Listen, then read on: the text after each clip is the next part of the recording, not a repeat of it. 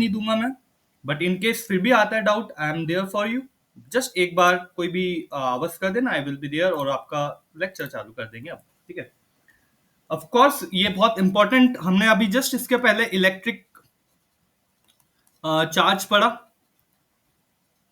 विद्युत आवेश पढ़ा, और विद्युत आवेश के बाद में बीच का जो टॉपिक आता है जिसका नाम होता है इलेक्ट्रोस्टैटिक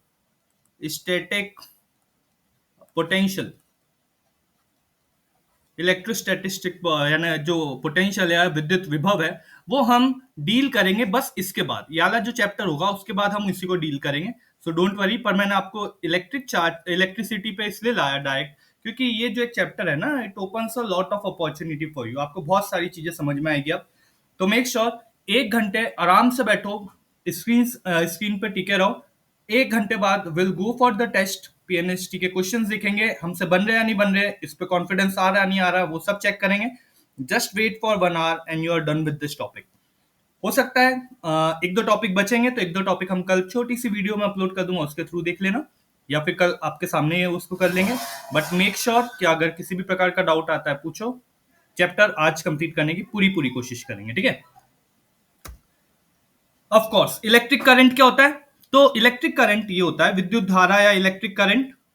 इलेक्ट्रिक करंट एक चालक या परिपथ से विद्युत आवेश के प्रवाह की दर को, दर मतलब दर, time, the rate of flow of electric charge. Electric charge मतलब मान लो मैंने एक सर्किट बनाया या एक परिपथ बनाया, उस परिपथ को मैंने एक प्रतिरोधक R से और एक वोल्टेज सोर्स V से ऐड कर दिया। अब क्या होगा, मैं इसको ये वाले पार्ट को कर देता हूं थोड़ा जूम, जूम कर रहा हूं, तो ये वाला जो पार्ट है मुझे कुछ ऐसा दिख रहा है। अब चालक, चालक मान लेते कोई कंडक्टर होगा, उसमें ढेर सारे इलेक्ट्रॉन्स हैं,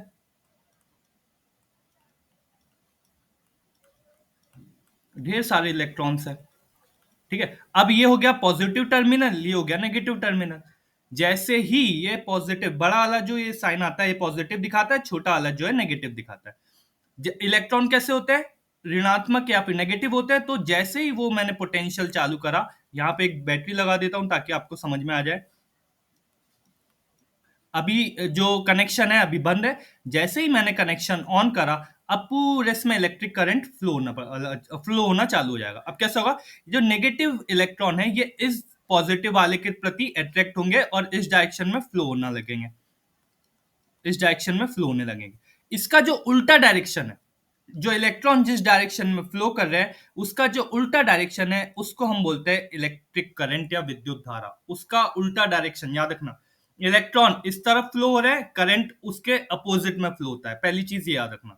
तो ये आपका सर्किट हो गया, यहाँ पे हो गया करंट फ्लो, ये आपका हो गया विद्युत। तो क्या होता है हमारा डेफिनेशन के according, rate of flow of charge, या फिर किसी दर पर आवेशों का जो चलता है किसी परिपथ में, उसको हम विद्युत धारा फिर इलेक्ट्रिक करंट बोलते हैं। देखो डेफिनेशन में, electric current is a rate of flow of electric charge. किसी परिपथ में आवेशों के प्रवाह की दर को हम क्या बोलते हैं, विद्युत धारा बोलते हैं।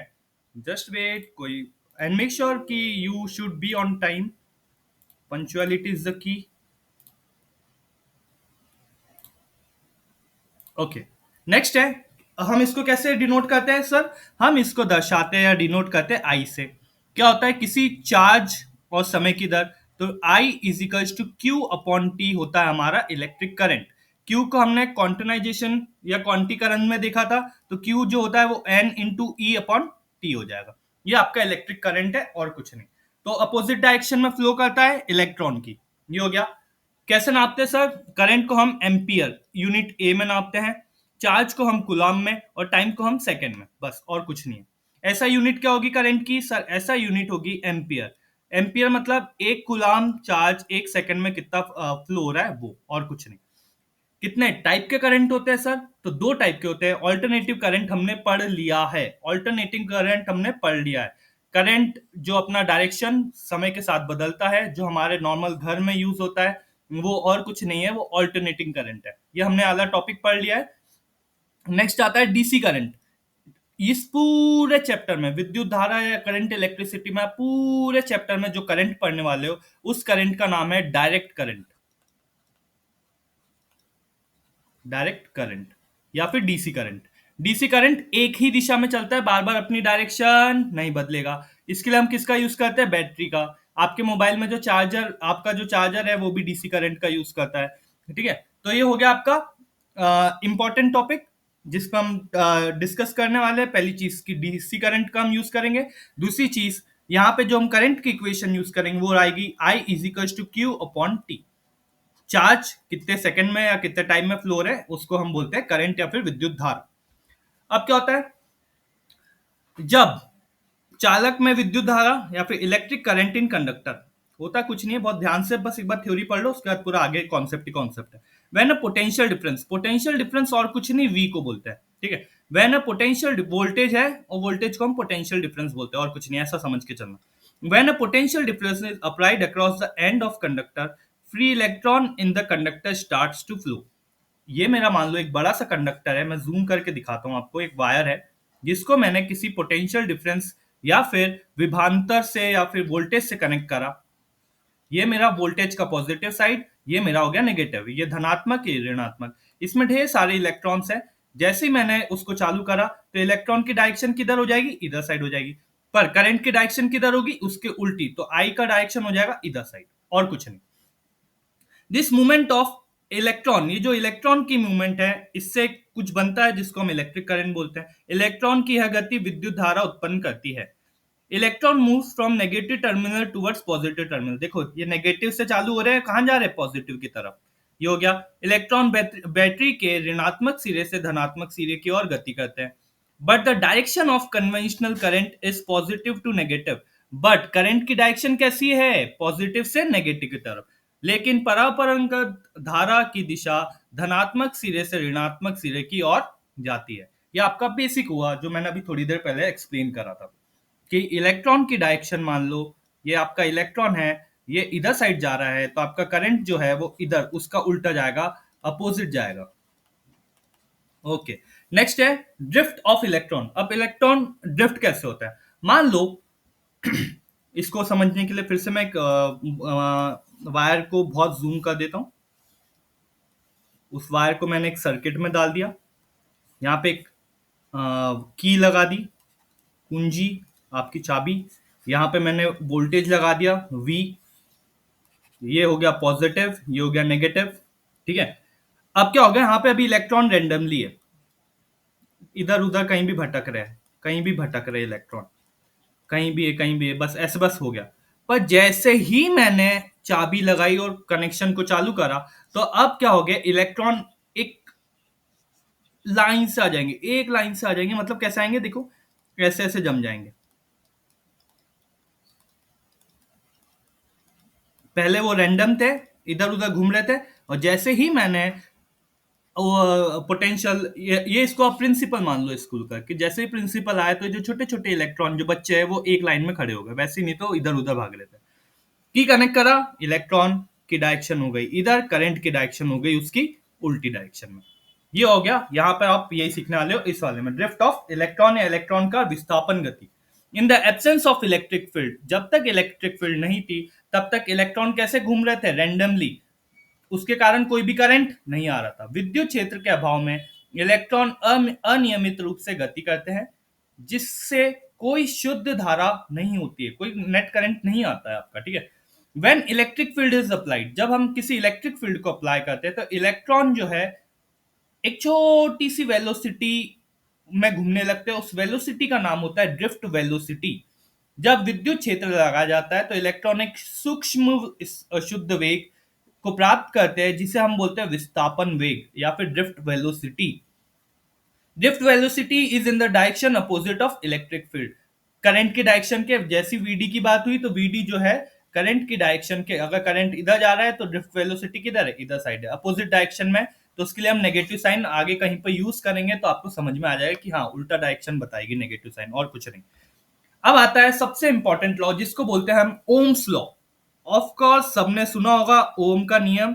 कुछ नहीं है, बहुत बेसिक सा नियम है जिसके लिए फॉर्मूला हमने हजार बार पढ़ चुके हैं। उसको बोलते हैं हम VIR formula. VIR formula V is equals to I R. क्या बताता है ओम्स लॉ? ओम्स लॉ बताता है the current flowing through a conductor is directly proportional to potential difference across its end provided that temperature is constant. अगर temperature constant रखा जाए तो आपका जो करंट है वो डायरेक्टली प्रोपोर्शनल रहता है पोटेंशियल डिफरेंस के। ओम का नियम कहता है किसी चालक से प्रवाहित धारा उसके सिरों के बीच विभवांतर वोल्टेज V से सीधे अनुपाती होती है या सम अनुपाती होती है यदि तापमान स्थिर है। तो ये तापमान वाला देखो, मैं बार बार इसलिए मैं बोलता हूँ कि जो मेरी डेफिनेशन है ना, डेफिनेशन में जहां पे भी मैंने ऐसा बनाया, एक बात याद रखना, वो आपके लिए इंपॉर्टेंट हो जाता है। टेम्परेचर कांस्टेंट रहना चाहिए, जहां पे V आपका पोटेंशियल डिफरेंस या विभवांतर हो गया, I आपकी करंट की धारा हो गई, और R जो है वो रेजिस्टेंस या चालक में प्रतिरोध हो गया, और कुछ नहीं है। V is equal to I R, ये आपका ओम्स लॉ है और कुछ नहीं है। रेजिस्टेंस निकालना है तो आर आपको नीचे लाना है, V upon I, sorry I आपको नीचे लाना है और R हो गया आपका V upon I. Resistance is a property of conductor. किसकी प्रॉपर्टी होती है? कंडक्टर की प्रॉपर्टी है। To oppose the flow of current, क्या करता है? करंट को फ्लो रोकता है कि नहीं भाई तू इससे आगे नहीं जा सकता। अगर मैंने रेजिस्टेंस लगा दिया तो करंट को रोकता है, धीरे धीरे रोकता है, और बहुत ज्यादा लगा दिया तो पूरा ही रोक देता है। प्रतिरोध वह गुण है जिसके कारण कोई चालक विद्युत धारा के प्रवाह का विरोध करता है, पोज करता है, रोकता है। ठीक है, यूनिट क्या है इसकी सर? इसकी यूनिट है ओम। ओम, ओम्स लॉ ने दिया, ओम लगा दो, काम खत्म। जो कांस्टेंट आया उसका नाम हो गया ओम। ठीक है, इसके लिए एक ग्राफ आता है। ठीक है, ध्यान से देखो, ये थोड़ा थोड़ा दिखने में अच्छा नहीं दिख रहा है, मैं इसको और अच्छा करूंगा। ओमिक लिखा है यहाँ पे लिखा है नॉन ओमिक। ओके, ये आप ये इधर वाला आपका V हो गया, ये आपका है। ओम्स लॉ क्या बोलता है? V is directly proportional to R। मतलब जैसी जैसी मैं वोल्टेज या विभवांतर को बढ़ाऊंगा वैसी वैसी आपका करंट भी बढ़ेगा। देखो, देख रहे होगे, जैसी जैसी मैं वोल्टेज बढ़ा रहा हूँ वैसी वैसी आपका करंट भी बढ़ते जा रहा है। और ये जो स्लोप बन रहा है, ये जो लाइन बन रही है, ये और कुछ नहीं, आपका रेजिस्टेंस है। बट हाँ, एक चीज यहाँ पर जो आपको ध्यान रखनी है कि जो टेम्परेचर है, जो तापमान है, वो कांस्टेंट है, तापमान नहीं बदल रहा है, पहली चीज। दूसरी चीज सर, फिर दूसरा ग्राफ किसका है? दूसरा भी ग्राफ आपका V और I के बीच में ही है, बट ये नॉन ओहमिक मटेरियल के लिए। जो ओम के लॉ को फॉलो करे वो ओहमिक मटेरियल, और जो ओम के लॉ को फॉलो ना करे वो नॉन ओहमिक मटेरियल। ठीक है, नॉन ओहमिक में क्या क्या आ जाता है? सेमीकंडक्टर्स आ जाते हैं, और क्या क्या आ जाता है? कोई एलॉय होगी वो आ जाती है। ठीक है, जो ओम के लॉ को फॉलो नहीं करते वो धीरे धीरे धीरे धीरे धीरे धीरे अपने आप करंट बढ़ाते हैं, फिर एकदम से करंट उसमें बहुत ज्यादा बढ़ जाता है। ऐसा होता है, एकदम सीधी लाइन नहीं होती है ओम्स लॉ जैसे। ठीक है, हो गया। Next graphical limitation of Ohm's law. Ohm law की नियम की सीमाएं क्या है? तो सर मात्र वो पोटेंशियल, करंट और रेजिस्टेंस, विभवांतर, धारा और प्रतिरोध की बात कर रहा है। फिर दूसरी चीज, टेम्परेचर कांस्टेंट था, मैंने जो बोला, it is valid when temperature is constant. अगर टेम्परेचर को मैंने बदल दिया तो ओम्स का लॉ इनवैलिड हो जाता है। ठीक है, अगर मैंने टेम्परेचर को बदला तो ओम्स का लॉ इनवैलिड हो जाता है। यह नियम केवल तब मान्य है जब तापमान स्थिर हो। तापमान मैंने थोड़ा भी बदला, आपका ओम्स लॉ इनवैलिड हो गया। It is not applicable to non ohmic devices like diode, transistors. Diode और ट्रांजिस्टर्स और कुछ नहीं है, सेमीकंडक्टर का यूज करके बनाते हैं। पीएन जंक्शन डायोड्स है ना, ये सब इसमें ही आता है। यह डायोड और ट्रांजिस्टर जैसे गैर ओहमिक यंत्रों पर लागू नहीं होता है। तो दो चीज, टेम्परेचर और नॉन ओमिक को हमेशा आप सेमीकंडक्टर से याद रखना तो ज्यादा अच्छा सा याद रहेगा। ठीक है, सेमीकंडक्टर पे ये लागू नहीं होता। अगर मैंने टेम्परेचर बदला तो ओम्स लॉ फॉलो नहीं करेगा, अगर मैंने सेमीकंडक्टर का यूज करा तो ओम्स लॉ फॉलो नहीं होगा। नेक्स्ट आपका आता है, ये हो गया आपका गुड। रेजिस्टेंस किस किस पे डिपेंड करता है? जो आपका प्रतिरोध है वो किस किस पे डिपेंड करता है? तो सबसे पहले इसको ऐसे समझो, मान लो एक वायर है, एक दूसरा वायर है। ये वायर की लेंथ L है, ये वायर की लेंथ 2L है। ठीक है, अब यहाँ पे ये वायर पतला है तो मैंने इसको बोल दिया A, और ये वायर थोड़ा सा मोटा है, इसको बोल दिया मैंने 2A। ठीक है, A और 2 है। तो आपको याद रखना है जो रेजिस्टेंस है, जो प्रतिरोध है आपका, वो डायरेक्टली प्रोपोर्शनल होता है किसके? वो डायरेक्टली प्रोपोर्शनल होता है A के, एरिया ऑफ क्रॉस सेक्शन। जो एरिया है ना वायर का, एरिया ऑफ क्रॉस सेक्शन, उसके बराबर होता है। और इनवर्सली प्रोपोर्शनल विथ अनुक्रमापाती।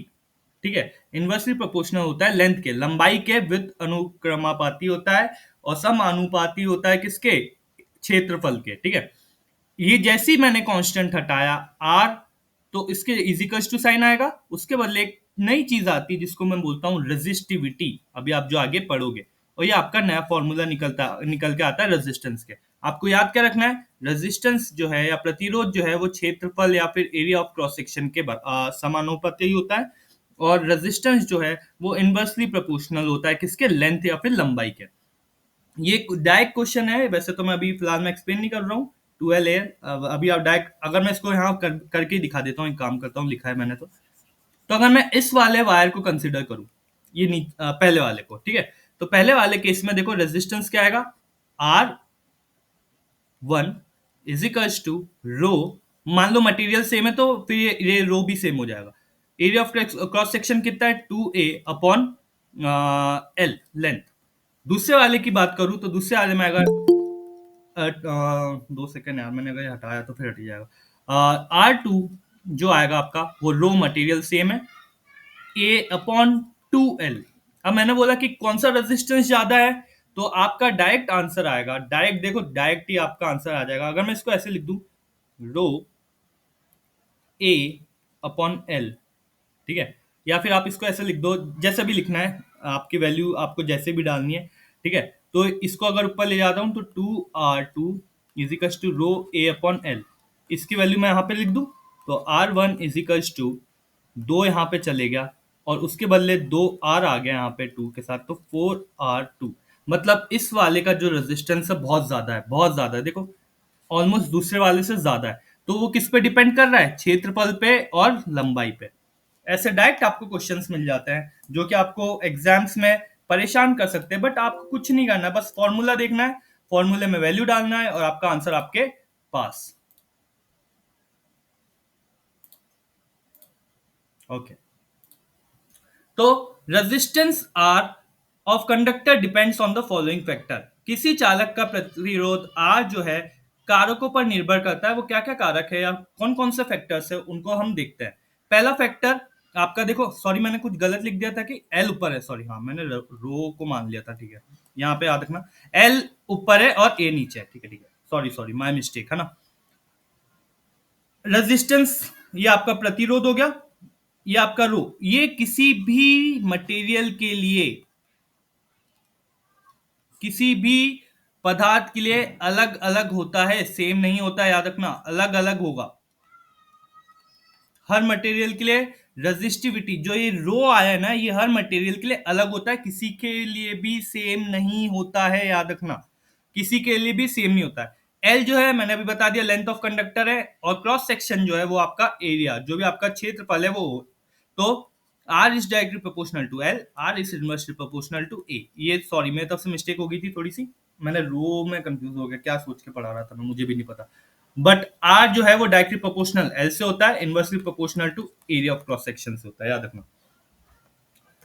नेक्स्ट हो गया आपका रेजिस्टिविटी। अब हमने जो रो के बारे में पढ़ा, ये देखो मैं इस फॉर्मूला, ये दिमाग में चल रहा था मेरे, पता है, ऑफ कोर्स, ठीक है। अब हमने अभी पढ़ा कि प्रतिरोध क्या होता है, R is equals to rho L upon A. अब मुझे रो के बारे में बात कर रहा हूं, तो ये आर इधर चले गया, ए ऊपर चले गया, और एल आ गया नीचे, ये हो गया आपका rho. Resistivity is a property of material, देखो यहाँ पे क्या लिखा है, property of material that resist the flow of electric current. प्रतिरोधकता किसी पदार्थ की वह विशेषता है जो विद्युत धारा के प्रवाह का विरोध करती है, अपोज करती है। वह विशेषता, प्रॉपर्टी ऑफ मटेरियल कैसे है, ये हो गया आपका डेफिनेशन। यूनिट क्या हो गई, यूनिट अगर आपको निकालते नहीं आती है तो ध्यान से एक बार देख लो, सभी को एक ही बार में बन जाएगी। आप फॉर्मूला लिखो, रेजिस्टेंस की यूनिट मुझे पता है ओम हो गई, एरिया जो हमेशा है वो मीटर स्क्वायर में आता है, लेंथ जो हमेशा है वो मीटर में आती है, एक एम से एक एम कैंसिल, तो आपका क्या आया, ओम मीटर। ये आ गई आपकी unit Om metre.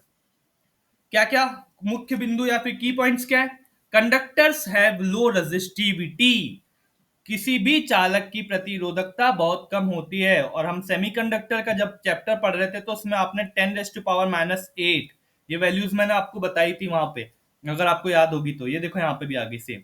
Alloy have higher but stable resistivity useful in resistors.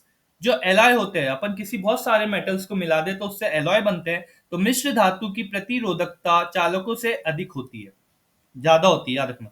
Semiconductor जो है एलॉय और कंडक्टर के बीच में आ जाता है क्योंकि वो टेम्परेचर पे डिपेंड करता है। इंसुलेटर की बहुत हाई रेजिस्टिविटी होती है, देखो 10⁻10, कितना ज्यादा बड़ा। ठीक है, तो ये हो गई आपकी थोड़े से ये थ्योरेटिकल पार्ट है, इसको आप समझ लेना। ठीक है, अब हमने जैसे ही बोला ओम्स लॉ की, मैंने बात करी थी कि ओम्स लॉ जो है वो टेम्परेचर पे इनवैलिड हो जाता है। टेम्परेचर पे इनवैलिड होता है, वो इसलिए इनवैलिड होता है क्योंकि रेजिस्टेंस जो है टेम्परेचर पे डिपेंड करता है। अब हमने वी फॉर्मूला पढ़ा, V is equal to I R. Sir मान लो v की वैल्यू मैंने 10 रख दी, i की वैल्यू मैंने 20 रख दी, ठीक है, और रेजिस्टेंस r मुझे नहीं पता तो मैं निकाल लूंगा, तो 10/20 0.5 रेजिस्टेंस है, ये एक पर्टिकुलर टेम्परेचर पे। अब यहां पे लाइन पढ़ो, in metals resistance increases with increase in temperature. मतलब जैसे ही मैं टेम्परेचर बढ़ा दूं, जैसे ही मैं टेम्परेचर बढ़ाऊं वैसे ही रेजिस्टेंस भी बढ़ जाएगा। तो ये जो फॉर्मूला हमने यूज करके वैल्यू लाई है ये हो जाएगी गलत फिर, क्योंकि रेजिस्टेंस टेम्परेचर बढ़ाया मैंने और इसमें तो कहीं टेम्परेचर लिखा नहीं है सर। तो इसके कारण याद रखना, जब भी आप ओम्स लॉ पढ़ोगे तो ओम्स लॉ जो है वो टेम्परेचर पे, कांस्टेंट टेम्परेचर पे ही काम करता है, दूसरे टेम्परेचर पे वो इनवैलिड हो जाता है। रेजिस्टेंस, सर ये फॉर्मूले से डायरेक्ट क्वेश्चन बना है। हाँ बना है ना, ये फॉर्मूले से डायरेक्ट क्वेश्चन आया है। आया हाँ है सर। क्या? चलो अपन चेक कर हाँ लेंगे, सर। विल चेक आपने इट। ही तो समझाया सर। डोंट डोंट वरी, हम इस पे वो भी देख लेते हैं क्या। In metals resistance increases with increase in temperature. मतलब जैसी जैसी मैं टेम्परेचर बढ़ाऊं वैसी वैसी आपकी प्रतिरोध जो है वो भी बढ़ता है। धातु में तापमान बढ़ने पर प्रतिरोध भी बढ़ता है। कौन से फॉर्मूले से डिनोट करते हैं, अब इसका डेरिवेशन आप में से अभी फिलहाल के केस में मत पूछना, धीरे धीरे धीरे अपन, अभी क्योंकि हमारे पास समय नहीं है, नहीं तो मैं आपको बहुत अच्छे से समझाता था कि कैसे आया। बट फिलहाल के केस में आप फॉर्मूला आर टी, जो टेम्परेचर, जिस भी टेम्परेचर पे आपको कैलकुलेट करना है वो देखो, आर नॉट। आर नॉट की वैल्यू क्या होगी, रेजिस्टेंस एज रेफरेंस टेम्परेचर, संदर्भ तापमान पर प्रतिरोध। आपको या तो वहां दिया रहेगा या तो 0 डिग्री या फिर 20 डिग्री आपको मानना पड़ेगा। ठीक है, तो जनरली वो लोग आपको बता के रखते हैं कि हाँ 0 डिग्री होगा तो फिर तो जीरो ही हो जाएगा, कोई रेजिस्टेंस ही नहीं रहेगा ना। बट आपको वो वहां पे बता के रखेंगे याली वैल्यू। इनकेस नहीं बता के रखी तो फिर कोई एक वैल्यू आपको ऐसी दे के रखेंगे जिससे आपको पता लग जाएगा।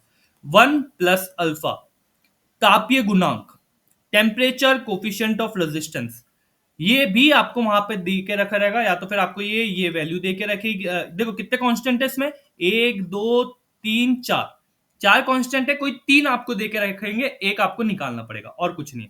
डेल टी, डेल टी मतलब जैसे मैंने बोला डेल कहीं पे भी देखो तो डेल टी मतलब चेंज, परिवर्तन। ठीक है, और कुछ नहीं होता है, टेम्परेचर में परिवर्तन और कुछ नहीं होता है।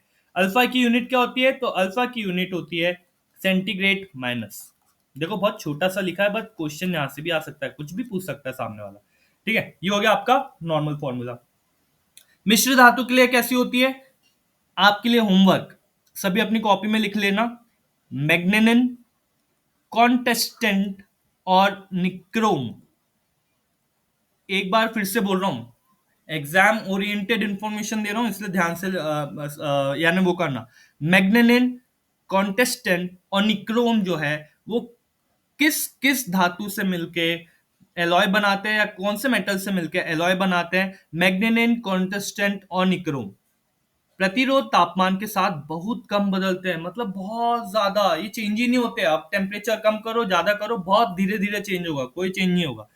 उसके कारण याद रखना, उसके कारण मैग्नीनिन और कॉन्टेस्टेंट, अगेन आपका पीएनएसटी का प्रोबेबल क्वेश्चन बन जाता है, एनएम का प्रोबेबल क्वेश्चन बन जाता है।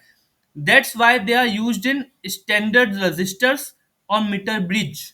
इसलिए इन्हें मानक प्रतिरोध और मीटर ब्रिज में यूज करा जाता है। किसे यूज करा जाता है, मैग्नीनिन और कॉन्टेस्टेंट। अगर आपने किसी ने देखा होगा गांव में हीटर होते हैं, वो जो अपन ने करंट लगाते हैं, ऐसी कॉइल रहती है ढेर सारी, डिग डिग डिग डिग, वो गर्म हो जाती है, एकदम लाल लाल दिखती है। ठीक है, वो और किसी से नहीं, वो निक्रोम से बनी होती है। ये जो निक्रोम है ना उसके कारण बनती है। ठीक है, कारण नहीं, उसी से बनती है, सॉरी, ठीक है। फॉर सेमीकंडक्टर्स, अर्धचालकों के लिए क्या होता है सर, जैसी जैसी मैं रेजिस्टेंस जो है ना, टेम्परेचर बढ़ाऊंगा तो रेजिस्टेंस कम होगा, टेम्परेचर बढ़ाऊंगा तो रेजिस्टेंस कम होगा, याद रखना, क्योंकि बॉन्ड ब्रेक हो गए, बॉन्ड ब्रेक होने से और ज्यादा इलेक्ट्रॉन निकलेंगे, और ज्यादा इलेक्ट्रॉन निकलेंगे तो उसके कारण और ज्यादा इलेक्ट्रिसिटी आएगी, तो टेम्परेचर बढ़ेगा, रेजिस्टेंस कम होगा। अगेन आपके लिए पीएनएसटी का एक और क्वेश्चन हो सकता है, ये प्रोबेबल क्वेश्चन में इसलिए बता रहा हूं क्योंकि क्या पता पीएनएसटी इस बार आपके दिमाग से और अच्छे से खेले, तो हर चीज के लिए हमें रेडी रहना पड़ेगा। ग्राफिकल रिप्रेजेंटेशन मैंने आपको बता दिया था, ग्राफिकल रिप्रेजेंटेशन जो है आपने यहाँ पे देखा, ये देखो, ये पहले वाले के लिए जब मैं टेम्परेचर कांस्टेंट रखता हूं और जैसे ही मैंने टेम्परेचर में मस्ती करी तो आपका रेजिस्टेंस भी देखो चेंज हो गया, ठीक है। ये देखो यहाँ पे आपको दे के रखी है सब चीज। अब आता है register code, colour code chart, register रंग कोड तालिका। अगेन ये आपको लग रहा होगा कि सर इससे क्वेश्चन बनेगा कि नहीं बनेगा, ऑफ कोर्स बन सकता है, इसलिए क्योंकि एनसीईआरटी में देके रखा है तो एनसीईआरटी से कुछ भी पूछ सकता है, तो मैंने इसके लिए भी बहुत अच्छी चीज बना के रखी है। जस्ट आपको जो मैं बोल रहा हूं ध्यान से सुनना, ये आया ना तो मैं आपको एक चीज बहुत कॉन्फिडेंस के साथ बोल सकता हूं कि ये क्वेश्चन आया ना तो जितने बच्चे बैठ रहे हैं एग्जाम में, जितने मैक्सिमम लोगों से क्वेश्चंस नहीं बनेंगे, अगर इस पे क्वेश्चन आ गया ना मैक्सिमम लोगों से नहीं बनेगा। सर स्लाइड शो नहीं हो रही है। हाँ just wait for it, sir screen नहीं दिख रही। वेट वेट वेट, आवाज भी नहीं आ आपकी रही है। आवाज अटक रही है सर।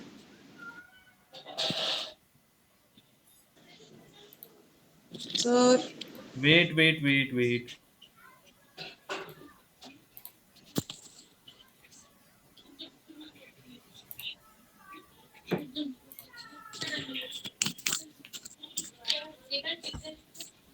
हाँ अब दिख रही है, yes sir. Yes sir. Just wait है ना, ये मैंने, अरे यार तुम मुझे याद दिला दिया करो कि सर जो आपने सॉफ्टवेयर चालू करके रखा है ना वो बंद कर दो, बहुत डेटा खाता है वो पूरा मोबाइल, इसी में देखो मैं भूल ही जाता हूँ, तुम लोग याद दिला दिया करो मुझे, ठीक है। Yes sir.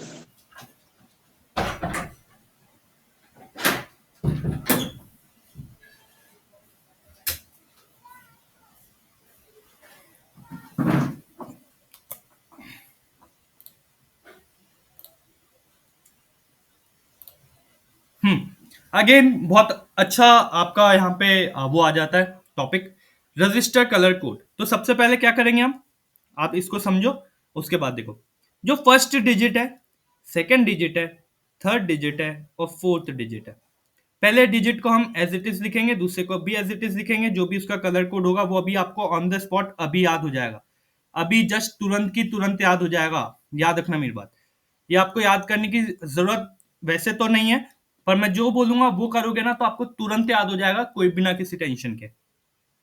और एकदम आखिरी में आता है आपका टॉलरेंस, तो हम इसको लिखते कैसे, हम इसको ऐसे लिखते हैं, याद रखना, जनरल फॉर्मूला बता रहा हूं लिखने का, इसको मान लिया मैंने ए, इसको मान लिया मैंने बी, इसको मान लिया मैंने सी और इसको मान लिया मैंने डी, तो ए इंटू बी, ध्यान से देखना, ए इंटू बी इंटू 10 की पावर सी इंटू, नहीं सॉरी इंटू नहीं, plus minus D, plus minus D, A B 10 की पावर सी, और ये इंटू नहीं है, ये साथ में लिखोगे आप, बस ए बी लिखोगे, ऐसे लिखोगे ए बी इंटू 10 की power C plus minus D. अब देखो ध्यान से, पहले ट्रिक करते हैं, है ना, ट्रिक के बाद आपको समझ में आएगा कि कैसे करना है, तो हम ध्यान से इसको कर लेते हैं। पहले बी लिखा है, बी फॉर ब्लैक, फिर बी फॉर ब्राउन, फिर रेड, फिर ऑरेंज, फिर येलो, फिर ग्रीन, फिर ब्लू, फिर वॉयलेट, फिर ग्रे, फिर वाइट, वाइट वो सॉरी क्या वाइट, हाँ ओके, फिर आपका गोल्ड, सिल्वर और नो कलर, गोल्ड सिल्वर और नो कलर। कैसे याद रखोगे, बी बी रॉय, किसी व्यक्ति का नाम है बी बी रॉय, याद रखना किसी व्यक्ति का नाम है बी बी रॉय, कहां से है वो, ग्रेट ब्रिटेन से, कहां से वो, ग्रेट ब्रिटेन से, और उसकी वाइफ कैसी है, गॉट वेरी गुड वाइफ, क्या? बी रॉय जो कि ग्रेट ब्रिटेन से है, उसके पास वेरी गुड वाइफ है, याद रखना। ये हो गया बी रॉय, कहां से है? ग्रेट ब्रिटेन से है, और वेरी गुड वाइफ। अब नंबर लिख दोगे तो ये हो गया आपका 1 2 3 4 5 6 7 8 9 10। हो गया 10। वो सॉरी, कहां से? जीरो से चालू करेंगे ना, जीरो से चालू करोगे तो 10 तक के हो गया। ओके सर, हो गया। फिर गोल्ड और सिल्वर के लिए आप याद रखोगे, उसके बाद ये देखो 10 की पावर भी वैसी आ रही है, ये भी हो गया हमारा सर। एकदम आखिरी में जो मल्टीप्लायर है ये आपको याद रखना पड़ेगा। 10 का क्या होता है? 10⁻⁻10। सिल्वर का क्या होता है? 10⁻⁻2। और उसके बाद जो टॉलरेंस है ये याद नहीं करनी है आपको, टॉलरेंस याद करनी। अगर कोई कलर नहीं देके रखा है तो +-20, अगर सिल्वर देके रखा है तो +-10, और अगर गोल्ड देके रखा है तो +-5। एक क्वेश्चन प्रैक्टिस करके देखें तो समझ में आएगा, ध्यान से। ठीक है, ये हो गया हमारा ए, ये हो गया हमारा बी, ये हो गया हमारा सी, ये हो गया हमारा डी। ट्रिक क्या थी सर? ट्रिक थी हमारी बी रॉय कहां से है? ग्रेट ब्रिटेन से है। वाइफ कैसी है? Very good wife. गुड। ठीक है, वेरी गुड वाइफ। 0 1 2 3 4 5 6 7 8 9, 10 की पावर 0, 10 की पावर 1, और ऐसी जाएगी 9 तक। ओके, ध्यान से देखना आप, है ना। पहला जो है, पहला क्या देके रखा है? रेड कलर देके रखा है। रेड कलर कहां पे है? तो 2, तो मैंने लिख दिया 2। दूसरा क्या कलर है? ऑरेंज दे के रखा है। तो ऑरेंज कहां पे दे के रखा है? एक, ध्यान से देखें, ऑरेंज का कलर कोड क्या है? 3, ये लिख दिया मैंने 3। इनटू 10⁻, फिर से क्या देके रखा है? ऑरेंज कलर देके रखा है, ऑरेंज मतलब 3, प्लस माइनस यहां पे क्या देखे? गोल्ड देके रखा है, तो गोल्ड हो गया आपका +-5%। इसकी यूनिट होगी ओम। ये आ गया आपका आंसर। मतलब आपको अगर ऐसा कुछ दे के रखता है और अगर आपसे पूछा कि ये कलर कोड क्या है, किसका है, तो बी रॉय ग्रेट ब्रिटेन से गॉट वेरी गुड वाइफ, बस और कुछ नहीं। मल्टीप्लायर के नाम पे अगर गोल्ड का पूछता है तो +-5%, अगर सिल्वर का पूछता है तो +-10%, अगर आपको कोई कलर नहीं दे के रखा है तो +-20%, और कुछ नहीं होगा। याद रखना मेरी बात। दिस इज अ सीन, ये हो गया आपका रजिस्टर का कलर कोड। और मुझे ऐसा लगता है कि ये आपको पता, वैसे भी पता रहना चाहिए, नहीं पता है तो भी ठीक। और हाँ, इससे अगर क्वेश्चन आ गया तो मैक्सिमम बच्चे नहीं कर पाएंगे, इसलिए आप इसको B Roy Great Britain very good wife, gold के लिए 5%, सिल्वर के लिए 10%, और नो कलर के लिए 20%। हो गया सिंपल सा क्वेश्चन सॉल्व, मिल गया नंबर, काम खत्म।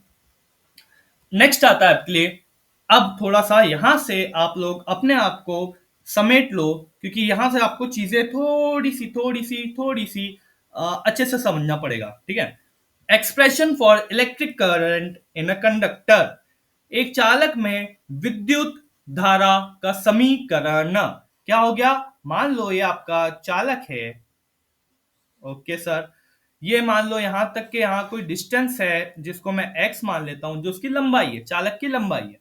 ठीक है, length of the conductor is x। इसमें ढेर सारे इलेक्ट्रॉन्स है, ओके, या फिर ढेर सारे चार्ज फ्लो हो रहे हैं। अब क्या होता है, ध्यान से देखना, अगर ये फॉर्मूला आपको याद रखना है तो उसकी मैं ट्रिक बता देता हूं कैसे कर सकते हो। I is equal to Q upon T. I is equal to Q upon T, हमने पढ़ा था। हाँ सर, पढ़ा था। अब ये जो इलेक्ट्रॉन है इधर साइड फ्लो होते हैं, जैसे ही मैंने उसमें थोड़ा सा करंट यानी पोटेंशियल डिफरेंस डाला तो इधर तो कुछ उनकी कुछ वेलोसिटी होगी वीडी, हमने वो भी पढ़ी। इसको बोलते हैं विस्थापन गति या फिर ड्रिफ्ट वेलोसिटी। ओके सर, हो गया यहाँ पे। अब मैंने क्या करा, क्यू, इस वाले का एरिया ऑफ क्रॉस सेक्शन या क्षेत्रफल का जो वो है वो ए है, तो मैंने क्या करा, ऊपर भी ए से मल्टीप्लाई कर दिया और नीचे भी ए से मल्टीप्लाई कर दिया। ध्यान से देखना, बहुत छोटा सा अंतर है, काम खत्म। यहां पे नीचे टी पहले से ही था, दिख गया सबको। अब आ जाता है वीडी कहां से आया सर। ओके, ध्यान से देखना, क्यू को मैं लिख सकता हूं एन इंटू ई। आपका एरिया, अगर आप एरिया से नहीं करते अपन लेंथ से कर लेते हैं। अगर मैंने ऊपर एक लेंथ और नीचे एक लेंथ से मल्टीप्लाई कर दिया तो लेंथ लेंथ कैंसिल आउट होके 1 ही बचेगा। हाँ सर, ओके, ये आ गया एन ई, नीचे बचा टी। अब क्या क्या लाना है, एक लेंथ ऊपर देखिए तो जो आपकी वेलोसिटी होती है वो और कुछ नहीं, डिस्प्लेसमेंट अपॉन टाइम होता है। ये हो गया डिस्प्लेसमेंट अपॉन टाइम, तो टी नीचे का कैंसिल, वीडी ऊपर। अब नीचे बचा एक एल, नीचे मात्र एक एल बचा है, उसको आप कंसिडरेशन में लो या ना लो। यहां से आपको इतना फॉर्मूला मिल गया, बस आपको अब एक चीज याद रखना है कि हमको एल को कभी भी, वो सॉरी, ए लाना है और नीचे वाला एल हटा देना। अगर आपको इतना भी याद रहा ना तो भी हो गया, नहीं तो आप डायरेक्ट ये फॉर्मूला याद करो, क्योंकि मैं इसके डीपनेस में आपको इसलिए नहीं ले जा रहा हूँ क्योंकि अगर आप इतना करोगे तो आपको बहुत समय लगेगा फिर ये सब चीजें करने में, और हमारे पास उतना समय नहीं है। हमारे पास बस समय इतना है कि हम जल्दी जल्दी करके जो भी प्रोबेबल क्वेश्चन आ रहे हैं पीएनएसटी में गद गद गद सॉल्व करें, और कुछ नहीं है ना। तो ये आपका फॉर्मूला क्या हो गया, I is equal to N E A V D. I is equal to N E A V D, जहां पे आई आपका विद्युत धारा है, इलेक्ट्रिक करंट है, एन आपके number of free electron per unit volume. अब देखो वहां पे हमारा क्या आया था,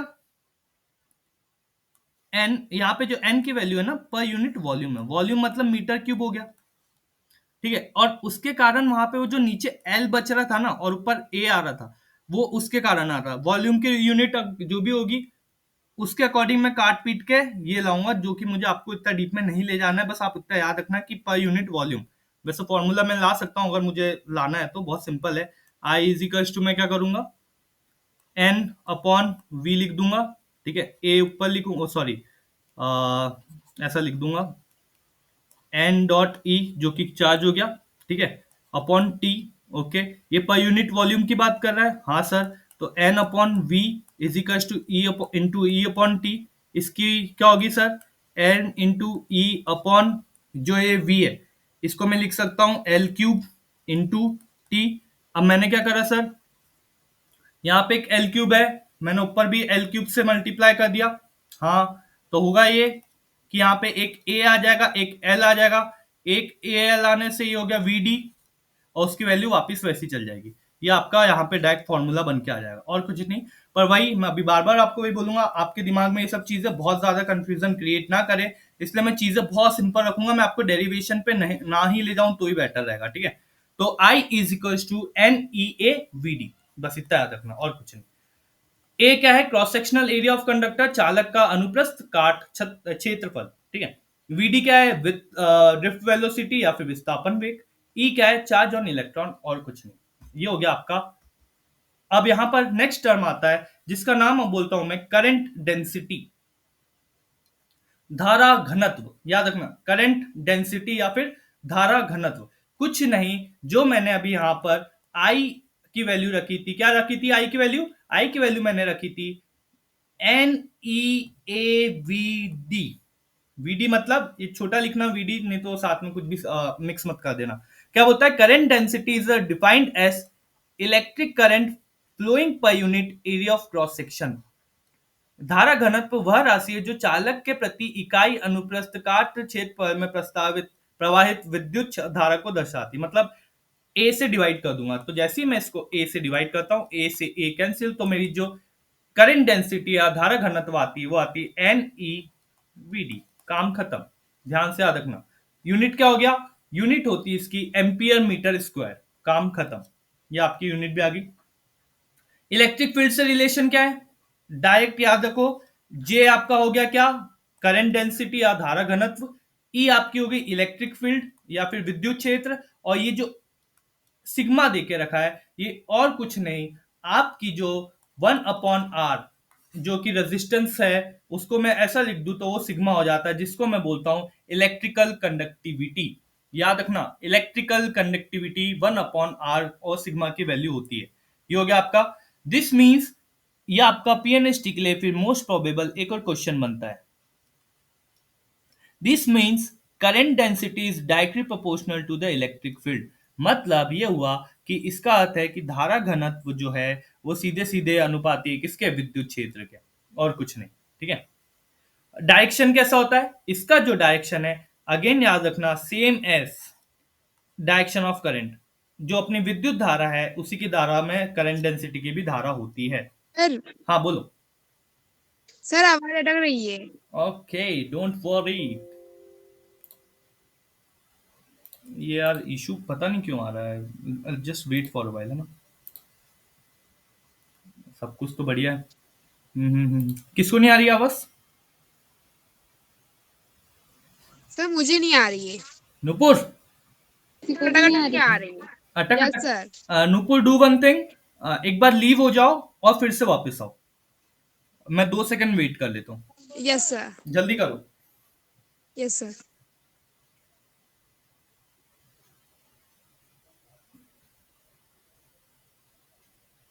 वैसे भी कोई इशू नहीं है, ये लेक्चर वैसे भी अपलोड हो जाएगा तो आपको उतना इशू नहीं आएगा। हाँ नुपुर, अब आ रही है? सर आ नुपुर, रही है। Very good. सर आ रही है। हाँ हाँ, यप।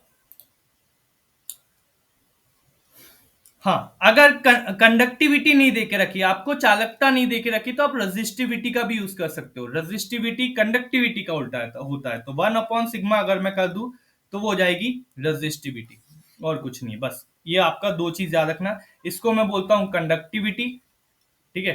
कंडक्टिविटी मतलब होती है चालकता, और रजिस्टिविटी मतलब होती है आपकी प्रतिरोधकता। और ये मैं लिख के रख दे रहा हूं, कभी जरूरत पड़े तो आप उसका यूज कर सकते हो। फिर नेक्स्ट टर्म आता है आपका ड्रिफ्ट वेलोसिटी। ऑफ कोर्स एक ही फॉर्मूला काफी है, I is equal to N E A V D. V D ने को अगर मुझे निकालना है तो मैं आई को रखूंगा और एन ई ए को नीचे ला लूंगा, N E A V D. ये आपका फॉर्मूला निकल के आ गया। Drift velocity is the average velocity acquired by free electron in a conductor in opposite direction to the electric field। जब मैं उसमें इलेक्ट्रिक फील्ड अप्लाई करता हूं, उसकी अपोजिट डायरेक्शन में होती है। यहां पे फिर एक नया टर्म आता है मोबिलिटी। मोबिलिटी क्या होती है? Again a relation mu. किसके बीच में रिलेशन है? ड्रिफ्ट वेलोसिटी के और इलेक्ट्रिक फील्ड के बीच में रिलेशन। उसको क्या बोलता हूं मैं? Mobility. Per unit electric field drift velocity, या प्रति इकाई विद्युत क्षेत्र जो है किसका, अपना विस्थापन वेग का, उसको मैं बोलता हूं ड्रिफ्ट वेलोसिटी। और हाँ, रिमेंबर वन थिंग, ये छोटे छोटे फॉर्मूले है ना, ये एक ही फॉर्मूले से निकल रहे हैं और कुछ नहीं। बहुत छोटे छोटे फॉर्मूले एक ही चीज से निकल रहे हैं, पर एक चीज याद रखना, इतने सारे फॉर्मूले आपको ऑफ कोर्स याद करने पड़ सकते हैं, बट कोशिश करना कि आप डेली रिवाइज करो, बस रिवीजन करते रहो। डेफिनेशन पढ़ो, रिवीजन करो, डेफिनेशन पढ़ो, रिवीजन करो। ऑटोमेटिकली अभी तक मुझे याद है तो फिर आपको तो याद हो ही जाएंगे, ठीक है। ये हो गया आपका। अब क्या रिलेशन? बहुत ही आसान रिलेशन है ये। यहाँ पे तो मोबिलिटी में रिलेशन देख के रखा है, इसको यहाँ पे उन्होंने बस सीधा सीधा लिख दिया और कुछ नहीं। नेक्स्ट आता है आपका relaxation time. Relaxation time is the average time interval between two successive collision of free electron in a matter conductor। क्या होता है, ध्यान से सुनना। मान लो कोई एक इलेक्ट्रॉन यहाँ पर है और कोई एक इलेक्ट्रॉन यहाँ पर है। अब ये इलेक्ट्रॉन बहुत स्पीड से इस इलेक्ट्रॉन की तरफ जा रहा है और उससे टकराता है या फिर रिपेल होता है। तो ये जो टाइम है इन दोनों के बीच में, जब ये इसके पास जाएगा और रिपेल होगा, ये और कुछ नहीं, इसी को हम बोलते हैं रिलैक्सेशन टाइम। इसी को हम बोलते हैं रिलैक्सेशन टाइम, या फिर विश्रांति समय, जिसको हम टाउ से डिनोट करते हैं, ठीक है। अब ये बताओ सर, ये कहां से ला लिया आपने नया? ये और कुछ नहीं, आपको फिलहाल में फिर से आप याद ही कर लो तो बेटर है। आपको वी डी अपॉन ई तो पता है कि म्यू होता है, और ये जो म्यू है इसकी वैल्यू होती है ई टाउ अपॉन एम। ई जो है आपका इलेक्ट्रॉन का चार्ज हो गया या आवेश हो गया, एम जो है इलेक्ट्रॉन का मास या फिर द्रव्यमान हो गया, और टाउ जो है वो आपका रिलैक्सेशन टाइम हो गया, और कुछ नहीं है। ये हो गया आपका। नेक्स्ट इंपॉर्टेंट चीज है, जो ड्रिफ्ट वेलोसिटी है वो बहुत छोटी होती है, -10⁻⁴ मीटर पर सेकेंड, ठीक है। रिलैक्सेशन टाइम जो है वो रेजिस्टेंस के साथ कम होता है। रिलैक्स, यहां पे फिर से एक इंपॉर्टेंट है, रिलैक्सेशन या विश्रांति समय प्रतिरोध घटने पर बढ़ता है। अगेन फिर से नेक्स्ट इंपॉर्टेंट चीज, इलेक्ट्रिकल एनर्जी पावर, ठीक है। और इसके बाद मैं आपको इस पे ना ले जाऊं, यानी ये सेल वेल पे नहीं ले जाऊंगा आपको, डायरेक्ट मैं किरचॉफ के लॉ कराऊंगा। और किरचॉफ के लॉ कराने के बाद मैं आपको व्हीटस्टोन ब्रिज, मीटर ब्रिज और पोटेंशियोमीटर, बस इतनी चीज करेंगे, बाकी की चीजें कल, ठीक है। कल इन द सेंस की जो मैं भी छोटी सी एक वीडियो बना के डाल दूंगा, तो आपको वो छोटी सी वीडियो देख लेना है, उसमें आपका काम की चीज हो जाएगी। आपने पढ़ चुके हो, पर थोड़ा बहुत मैं उसको और कर दूंगा ताकि आपका चैप्टर काफी अच्छे तक आप तक पहुंच जाए, ठीक है। यहाँ पे आ रहा है विद्युत ऊर्जा और शक्ति, इलेक्ट्रिकल एनर्जी और विद्युत ऊर्जा। क्या होता है sir? Electrical energy is the work done by an electric current. Electric current कुछ काम कर रहा है जब वो सर्किट से किसी पर्टिकुलर टाइम पे फ्लो हो रहा है, और कुछ नहीं। विद्युत ऊर्जा वह कार्य है जो विद्युत धारा किसी परिपथ में कुछ समय तक प्रवाहित होकर करती है। तो क्या होता है इलेक्ट्रिकल एनर्जी? V इंटू आई इंटू टी। ओके, क्या हो गया? V मतलब वोल्ट हो गया, आई मतलब एम्पियर हो गया, और ये हो गया करंट। इसको हम बोलते हैं यूनिट। ऐसा यूनिट इलेक्ट्रिकल करंट की क्या होती है, या विद्युत ऊर्जा की ऐसा यूनिट क्या होती है? जूल होती है। जूल क्या होती है? 1 volt, 1 ampere, 1 second. Okay, direct relation याद रखना। 1 किलोवाट आवर में फिर से बोल रहा हूं, 1 किलोवाट आवर में डायरेक्ट क्वेश्चन है आपका 3.6 इंटू 10⁻⁶ जूल होता है। अगर आपको याद नहीं आए इन केस कि कितने जूल होता है, तो 1 किलो, एक को रखोगे, किलो मतलब होता है 1000, ठीक है। आर मतलब होता है 1 घंटा, 1 घंटे में होते हैं 60 मिनट, 60 मिनट में होते हैं 60 सेकेंड, ठीक है। तो आप इसको 3600 करोगे, इंटू 1000 कर दोगे, कितने जीरो है? 1 2 3 4 5, इसको बीच में एक पॉइंट लगाओ तो 6 जीरो हो गए। ये आ गई आपकी वैल्यू 3.6 इंटू 10⁻⁶ जूल। अब आपके घर में 1 किलोवाट आवर की अगर बिजली जलती है, तो उसको बोलते हैं ना कि हमारा यूनिट में आता है, उसको 1 यूनिट बिजली जल गई, मतलब 3 इंटू 10⁻⁶ जूल बिजली आपने 1 यूनिट में खपा दी, जो कि काफी बड़ी दिख रही है यहाँ पे। इलेक्ट्रिक पावर क्या होता है? Electric power is the rate at which electrical energy is consumed और प्रोड्यूस्ड। अब इलेक्ट्रिकल एनर्जी क्या होती है सर? V अपॉन आई इंटू टी। इलेक्ट्रिक पावर क्या होता है? पर यूनिट टाइम में कितनी खपत हो रही है, तो ये T से T कैंसिल, तो आपका आया V। हाँ Nishu, I will call you, यार मैं क्लास में था। नहीं नहीं ना, they went for some marriage occasions. Okay, so I will call you. Okay okay.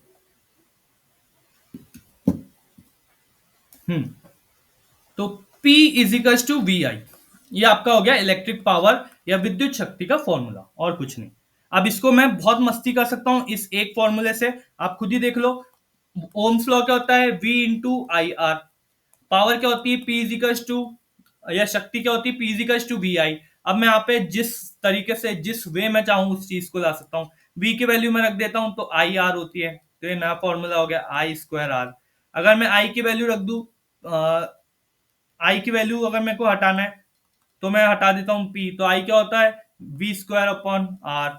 जितनी मस्ती करना चाहो फिर आप ओम्स लॉ का यूज करो, और यहाँ पर जो चीज आपको नहीं दी है उसको हटाओ, और जो चीज दी है वो रखो, और आपका आंसर आपके पास। ये देखो भाई, आई स्क्वायर आर और वी स्क्वायर आर, जो भी आपको देख चाहिए। यहाँ पे देखो वी नहीं देके रखा है, तो आई और आर देके रखा है। अगर यहाँ पे मुझे आई नहीं देके रखा है, तो वी और आर देके रखा है, बस काम खत्म।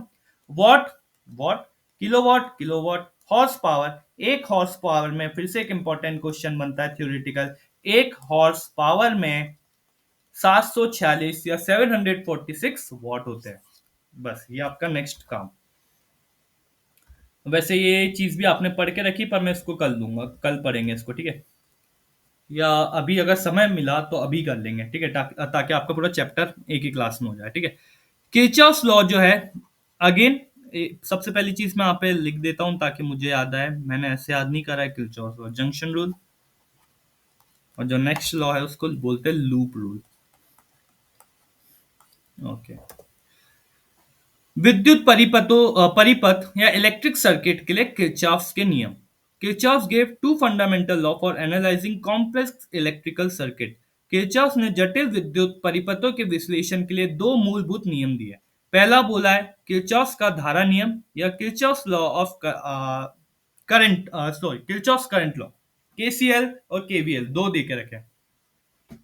तो जब भी आपको कोई सर्किट देके रखा है, मान लो ये सर्किट है, यहां पर एक जंक्शन आया, एक पॉइंट आया जहां पे 3 वायर आ रहे, एक वायर, दूसरा वायर और तीसरा वायर।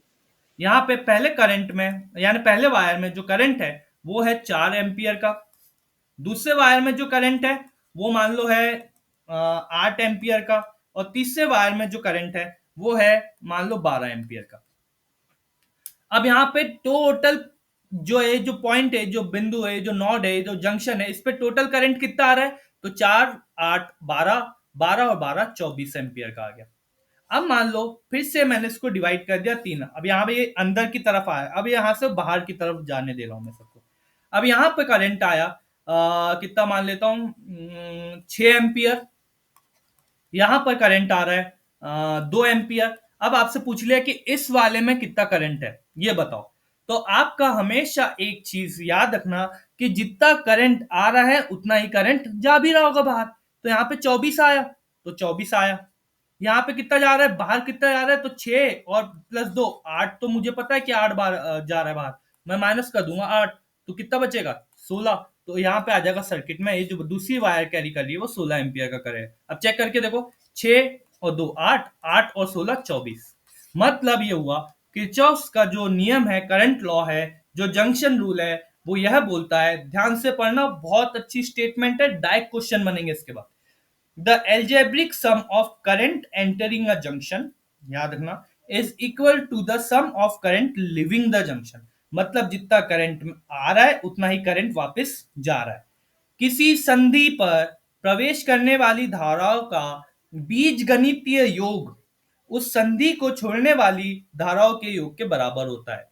कुछ नहीं है, बस एक ही चीज है, जितना अंदर आ रहा है उतना बाहर जा रहा है। क्या बताता है? This law is based on law of conservation of charge.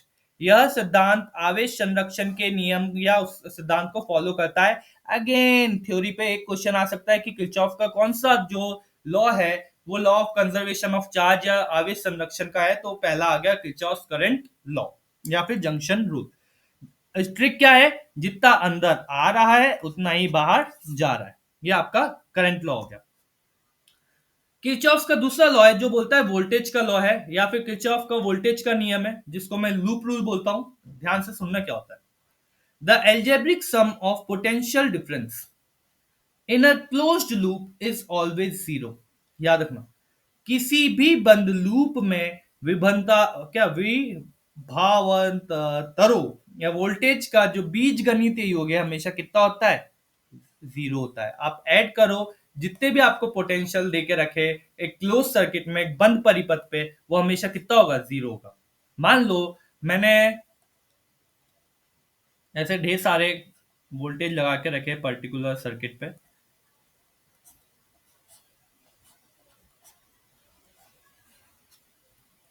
इसको मैंने बोल दिया 3 एम्पियर, इसको मैंने बोल दिया वो सॉरी 3 वोल्ट, इसको मैंने बोल दिया 9 वोल्ट, और इसको मुझे पता लगाना है कि इसकी वैल्यू क्या होगी। ठीक है, अब आपने ध्यान से देखा होगा, ये पॉजिटिव ये नेगेटिव, ये पॉजिटिव ये नेगेटिव, ये पॉजिटिव ये नेगेटिव, पर इसकी जो डायरेक्शन है उल्टी है।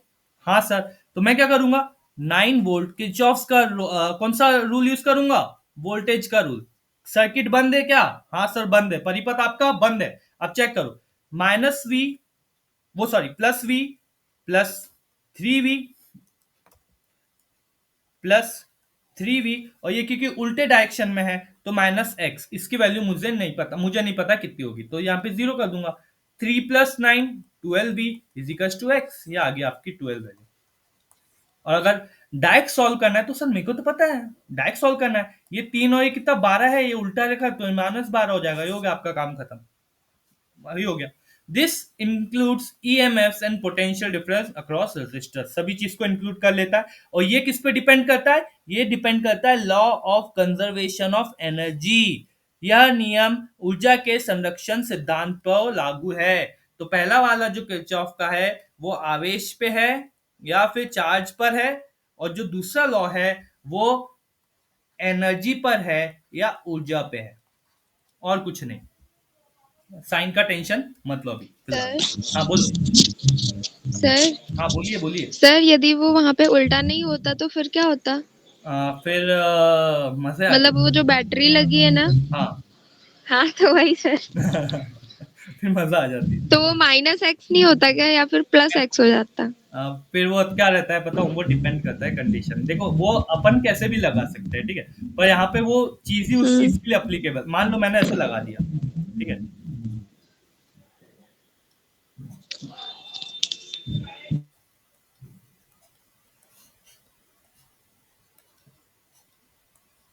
अब देखो, ये मैंने सर्किट बंद करा, ठीक है, इसमें मैंने सेल लगाए 3, ठीक है, तीनों का कुछ वी वी वी वैल्यू है और इसकी कुछ बड़ी वैल्यू, ये उल्टा ही लगा। अब मान लो चलो मैंने इसको भी उल्टा कर दिया, कुछ नहीं होगा। बैटरी, अब ये देखो, ये बैटरी लग गई, बैटरी की सब सीरीज कॉम्बिनेशन में कुछ नहीं होगा, यहाँ पे कुछ नहीं होगा, बस चल रहा है करंट अपने आप।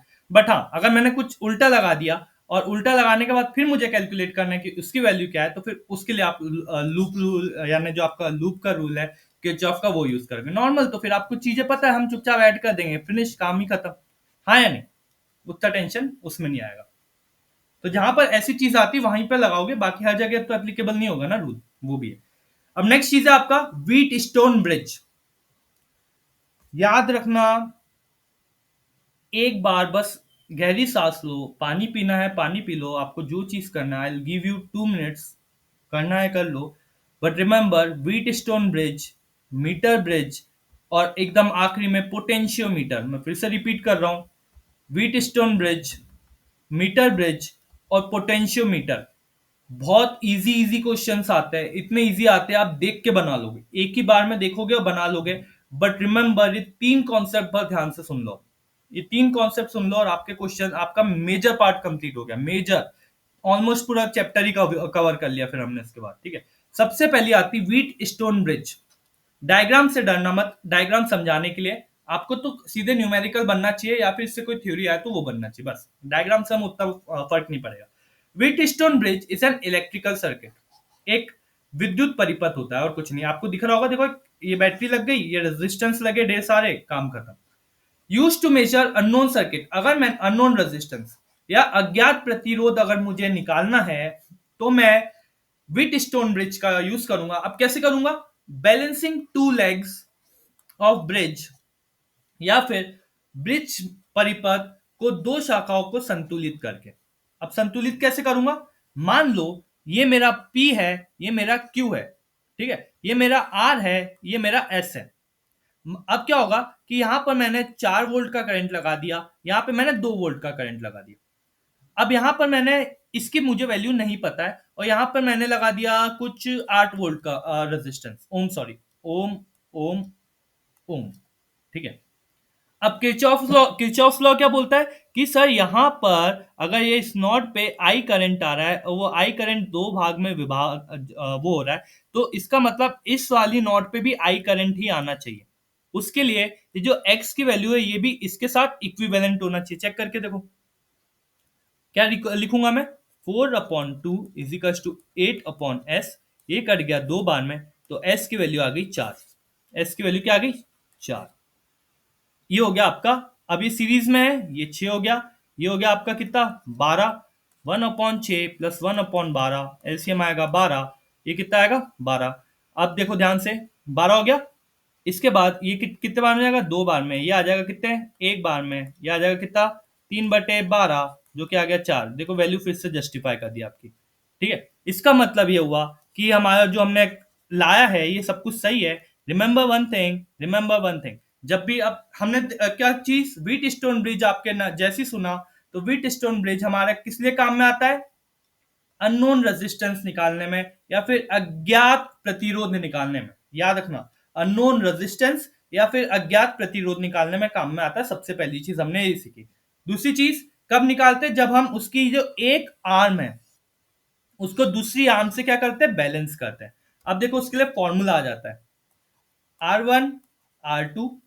मान लो ये हमारा R1 है, ये हमारा R2 है, ये हमारा R3 है और ये हमारा R4 है। रेशो निकालना, R1 R2 upon R3 upon R4। अब जो चीज मुझे 4 रेजिस्टेंस देके रखा है, एक रेजिस्टेंस नहीं देके रखा है, ये हो गया आपका, निकल गया। डायरेक्ट आप फॉर्मूला डालोगे, आपको डायरेक्ट पता लग जाएगा कि जो अननोन रेजिस्टेंस या फिर अज्ञात आपका प्रतिरोध था उसकी वैल्यू क्या है। बट उससे पहले एक चीज और, the bridge is said to be balanced when no current flows to galvanometer. Galvanometer से जब कोई करंट नहीं जा रहा है, उस कंडीशन को हम बोलते हैं कि तब उस कंडीशन में जो आपका ब्रिज है या आपका जो वो संतुलित है। अब गैल्वेनोमीटर कहां लगाऊंगा सर मैं? गैल्वेनोमीटर में लगाऊंगा, ये देखो यहां पे लगा है। अगर गैल्वेनोमीटर कोई डिफ्लेक्शन शो नहीं कर रहा है, मतलब आपका जो ब्रिज है वो बैलेंस्ड है और कुछ नहीं। कहां कहां यूज होता है सर? अननोन रेजिस्टेंस निकालने में, अज्ञात प्रतिरोध निकालने में। अगर मुझे किसी कैलिब्रेशन करना है इंस्ट्रूमेंट का, या फिर अंक शासन, ये वैसे आपके इतना काम का नहीं है, ऊपर वाला काम का है, वो याद रखना। क्या है सर? ये टेम्परेचर को लेके बहुत सेंसिटिव होता है। मतलब अगर मैंने टेम्परेचर के साथ मस्ती करी तो व्हीट स्टोन ब्रिज खत्म, कोई टेंशन ही नहीं, खत्म ही हो गया, फिर काम नहीं करेगा वो। दूसरी चीज, वेरी लो और वेरी हाई रेजिस्टेंस के लिए एप्लीकेबल नहीं है, मीडियम रेजिस्टेंस के लिए एप्लीकेबल है। ठीक है, बहुत कम या बहुत ज्यादा के लिए एप्लीकेबल व्हीट स्टोन ब्रिज नहीं है। अब इस चीज को देखते हुए कि जो आपका व्हीट स्टोन ब्रिज है वो टेम्परेचर सेंसिटिव है, उसको देख के फिर दूसरी चीज बनाई जिसका नाम आया मीटर ब्रिज। सेम कॉन्सेप्ट पे ही काम कर रहा है। It is a practical device. हाँ चीकू, हेलो। हाँ मैं क्लास ले रहा हूँ, मैं लगाता हूँ, ठीक है। हाँ, meter bridge is a practical device based on principle of Wheatstone bridge. किस पे काम कर रहा है? व्हीट स्टोन ब्रिज पे काम कर रहा है। It is use to find, again किस लिए काम करता है? हमें अननोन रेजिस्टेंस, अज्ञात प्रतिरोध निकालने में ये भी काम करता है। कंस्ट्रक्शन 1 मीटर मतलब 100 मीटर की आप क्या लोगे? एक वायर लोगे जिसका आपको निकालना है रेजिस्टेंस। ठीक है, फिर आप क्या करोगे? उसकी स्केल निकाल लोगे 0 से 1 मीटर, मतलब कितना होता है? 100 सेंटीमीटर का वायर लोगे जिसकी भी आपको रेजिस्टेंस निकालनी। उसको लगा दोगे गैल्वेनोमीटर के साथ, जॉकी और एक ऐसा रेजिस्टेंस बॉक्स जिसका आपको रेजिस्टेंस पता है, और जो अननोन रेजिस्टर है उसका। बस इतना कर लोगे, 4 चीज आपके पास हो गई। ये थ्योरी आप पढ़ लेना एक बार, ठीक है। मैं डायरेक्ट फॉर्मूले पे आता हूँ। ये ऐसा कुछ दिखता है व्हीट स्टोन ब्रिज। ये जो वायर है इसको मैं इस स्केल पे इधर उधर घुमाऊंगा। अब मान लो ये पूरे की लेंथ क्या दे के रखी है? 100 दे के रखी है। यहां से यहां तक की जो लेंथ है वो L1 आई, तो इस यहां से यहां तक की लेंथ कितनी आएगी सर? तो 100 माइनस L1 आएगी, और कुछ नहीं। ये आ गया आपका आर, जो आपका पता है कि हाँ ये रेजिस्टेंस है। एक्स जो आपको नहीं पता है, L1/L2, याद रखना, L1/L2। अब सर L2 क्या है, L1 क्या है? तो L1 आपका जो रेजिस्टेंस है, सॉरी, जिस पॉइंट पे आपका गैल्वेनोमीटर कोई डिफ्लेक्शन नहीं बताएगा वो आपको दे के रखा होगा। तो आपको एक लेंथ दे के रखी होगी, और दूसरी लेंथ आप कैसे, मान लो आपको एक लेंथ दे के रखी 50 सेंटीमीटर, दूसरी कैसे निकालोगे? तो 100 माइनस 50, तो वो भी आ गई 50। मान लो आपको एक लेंथ दे के रखी 30 सेंटीमीटर, दूसरी लेंथ निकालना है तो 70 हो जाएगी। 100 ही आना चाहिए, दोनों का एडिशन निकल जाएगा। फिर आपका रेजिस्टेंस, कोई क्वेश्चन होगा तो आपको तुरंत अभी मिल जाएगा। नेक्स्ट आता है आपका पोटेंशियोमीटर। अब हमने मीटर ब्रिज में और कौन सा, व्हीट स्टोन ब्रिज में गैल्वेनोमीटर का डिफ्लेक्शन देखा कि नहीं होगा, तो ऊपर और नीचे वाली आर्म जो दे के रखी है उसमें रेजिस्टेंस का हम रेशियो निकालेंगे, अनुपात निकालेंगे, और हमारा आंसर आ जाएगा। इससे हम क्या पता लगाते हैं? एक अज्ञात प्रतिरोध की वैल्यू कितनी है, या अननोन रेजिस्टेंस की वैल्यू कितनी है। बट पोटेंशियोमीटर नाम से ही हमें पता लग रहा है कि वो पोटेंशियल निकालता है। पोटेंशियल मतलब वोल्टेज निकालने में हेल्प करता है, याद रखना, वोल्टेज निकालने में हेल्प करता है। A potentiometer is a device used to measure EMF. EMF मतलब फिर से और कुछ नहीं, voltage of a cell, potential difference, या फिर internal resistance of a cell accurately. तीन चीज निकाल रहा है, EMF, potential difference and internal resistance. आपकी विभाद विभावात्मक शक्ति, विभाव अंतर, या फिर आंतरिक प्रतिरोध, इंटरनल रेजिस्टेंस। कैसे बनता है? हम एक 10 मीटर का वायर लेते हैं, लाइक मैग्नेट, फिर से आ गया देखो, मैग्नीन या फिर कॉन्टेस्टेंट। और मैंने आपको पहले ही बताया था रजिस्टर, वो हमने आगे पढ़ा था तो वहां पे भी हमने देखा था कि हेल्प करता है, क्योंकि टेम्परेचर से इंडिपेंडेंट रहता है, इसलिए इसका ज्यादातर यूज होता है इलेक्ट्रिकल डिवाइसेस में। ठीक है, फिर ये आपकी दूसरी चीज, थ्योरी है, पढ़ लेना, डायरेक्ट काम की चीज आती है।